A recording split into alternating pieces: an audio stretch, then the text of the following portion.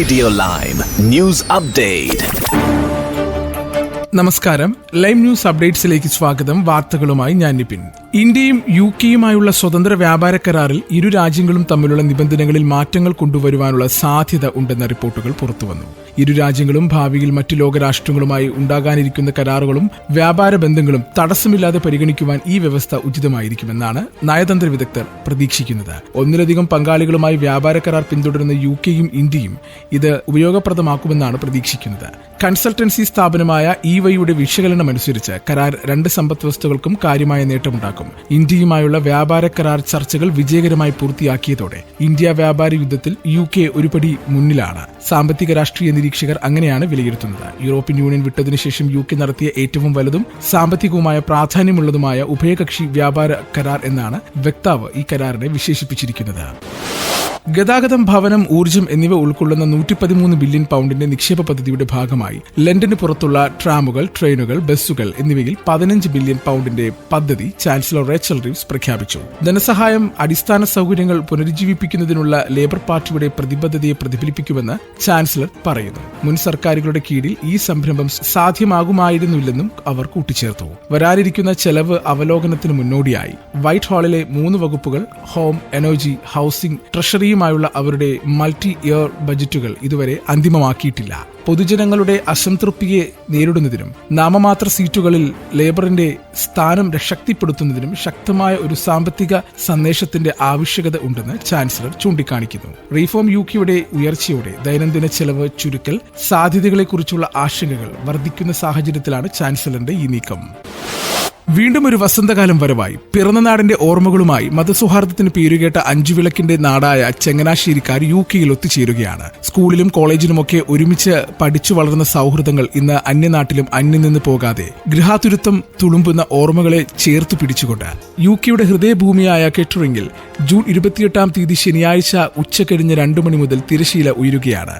കഴിഞ്ഞ ഏതാനും വർഷങ്ങളായി UKയിലേക്ക് നിരവധി ചങ്ങനാശ്ശേരി നിവാസികൾ പുതുതായി എത്തിച്ചേർന്നിട്ടുണ്ട്. അങ്ങനെ എത്തിച്ചേർന്ന നിരവധി ചങ്ങനാശ്ശേരിക്കാരുടെ അഭ്യർത്ഥന പ്രകാരമാണ് ഇങ്ങനെ ഒരു സംഗമം നടത്തുവാൻ സംഘാടകർ തീരുമാനിച്ചിരിക്കുന്നത്. ചരിത്രപ്രസിദ്ധമായ ചങ്ങനാശ്ശേരി പട്ടണത്തിലെ വിശിഷ്ടാതിഥികൾ പങ്കെടുക്കുന്ന ഈ സ്നേഹസംഗമത്തിൽ പങ്കെടുക്കാൻ ആഗ്രഹിക്കുന്നവർ അവർ നൽകിയിരിക്കുന്ന ഗൂഗിൾ ഫോമിൽ രജിസ്റ്റർ ചെയ്യുകയും അത് പെട്ടെന്ന് കംപ്ലീറ്റ് ചെയ്യുകയും ചെയ്യുക.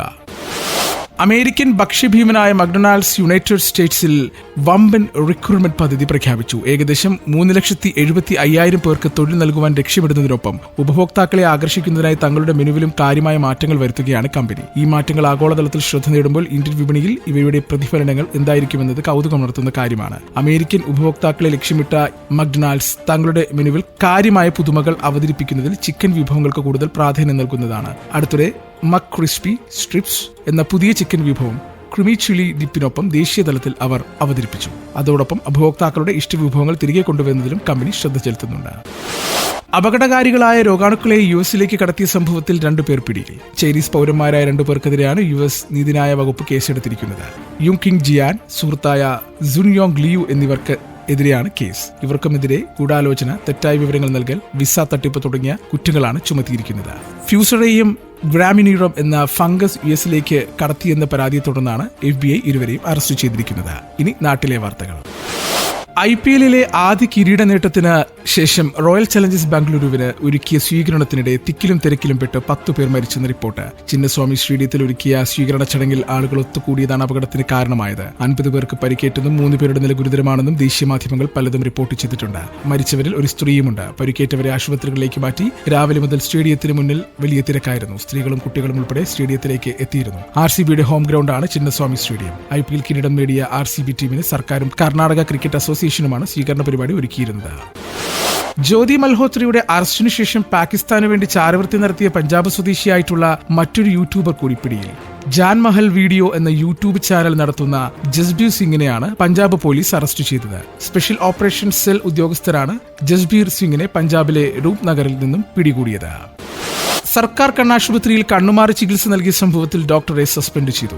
കണ്ണുമാറി കുത്തിവെപ്പെടുത്തുവെന്ന പരാതിയിൽ അസിസ്റ്റന്റ് പ്രൊഫസർ എസ് സുജേഷിനെയാണ് സസ്പെൻഡ് ചെയ്തത്. തിരുവനന്തപുരം ഭീമാപ്പള്ളി സ്വദേശി അസൂർ ബീവിക്കാണ് ഇടതുകണ്ണിനെടുക്കേണ്ട കുത്തിവെപ്പ് വലതുകണ്ണിൽ എടുത്തത്. രക്തസമ്മർദ്ദം കൂടിയതിനെ തുടർന്ന് കണ്ണിന്റെ കാഴ്ചശക്തിക്ക് പ്രശ്നമുണ്ടായതിനാലാണ് അസൂർ ബീവി ചികിത്സ തേടിയത്. ഓപ്പറേഷൻ തിയേറ്ററിൽ കയറ്റി ഇടതുകണ്ണ് ക്ലീൻ ചെയ്തുവെങ്കിലും പിന്നീട് വലതുകണ്ണിലേക്ക് കുത്തിവെപ്പെടുത്തുന്ന അസൂർ ബീവിയുടെ ബന്ധു പറഞ്ഞു.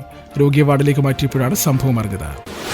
കനത്ത പരിഹാസങ്ങൾക്ക് നടുവിൽ റോയൽ ചലഞ്ചേഴ്സ് ബാംഗ്ലൂരുവിന്റെ ആരാധകർ കാത്തിരുന്നത് നീണ്ട 18 വർഷങ്ങളാണ്. ആ കാത്തിരിപ്പ് വെറുതെയായില്ല. അഹമ്മദാബാദിലെ നരേന്ദ്രമോദി സ്റ്റേഡിയത്തിൽ പഞ്ചാബ് കിങ്സിന്റെ പോരാട്ട വീരത്തെ ടീം മികവ് കൊണ്ട് മറികടന്ന് ബംഗളൂരുവിന് കന്നിക്കിരീടം. ആവേശം വാനോളമുയർന്ന മത്സരത്തിൽ 6 റൺസിനാണ് ബംഗളൂരുവിന്റെ വിജയം. ടോസ് നഷ്ടപ്പെട്ട് ആദ്യം ബാറ്റ് ചെയ്ത ബംഗളൂരു നിശ്ചിത 20 ഓവറിൽ 9 വിക്കറ്റ് നഷ്ടത്തിൽ 190 റൺസ് എടുത്തപ്പോൾ പഞ്ചാബിന്റെ മറുപടി 20 ഓവറിൽ 7 വിക്കറ്റ് നഷ്ടത്തിൽ 184 റൺസിൽ അവസാനിച്ചു. ലോക ക്രിക്കറ്റിലെ ഒരേയൊരു കിങ് വിരാട് കോഹ്ലിയുടെ IPL കിരീടത്തിന്റെ പൊൻതിളക്കം കൂടി. IPL കളിച്ച 4ാമത്തെ ഫൈനലാണ് RCBയുടെ കന്നിക്കിരീടം. ബാറ്റിംഗിൽ സംഭവിച്ച ചെറിയ താളപ്പിഴകൾക്ക് അസാമാന്യ ബോളിംഗ് പ്രകടനത്തിലൂടെ പ്രായശ്ചിത്തം ചെയ്താണ് RCB കിരീടത്തിളക്കത്തിലേക്ക് എത്തിയത്.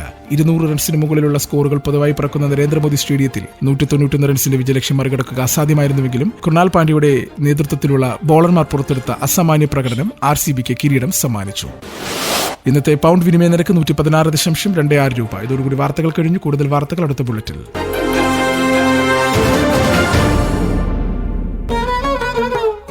കൂടുതൽ വാർത്തകൾക്കും വിശേഷങ്ങൾക്കുമായി റേഡിയോ ലൈം ആപ്പ് ഡൗൺലോഡ് ചെയ്യൂ. പ്ലേ സ്റ്റോറിൽ നിന്നും ആപ്പ് സ്റ്റോറിൽ നിന്നും. Radio Lime.